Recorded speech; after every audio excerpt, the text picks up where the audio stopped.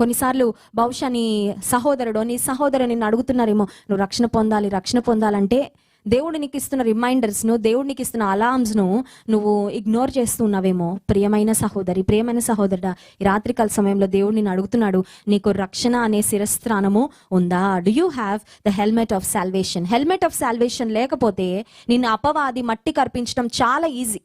నువ్వు ఓడిపోవడం జీవితంలో చాలా ఈజీ. చాలా మంది నా దగ్గరకు వచ్చి వారి ఒక సమస్య చెప్తా ఉంటారు. ఏంటంటే 5 years నుంచి చర్చికి వస్తున్నామండి, కానీ విశ్వాసంలో ఎదగలేకపోతున్నామండి. అప్పుడు నేను అడిగే ప్రశ్న ఏంటంటే, ఆర్ యూ సేవ్డ్? నువ్వు రక్షణ పొందావా?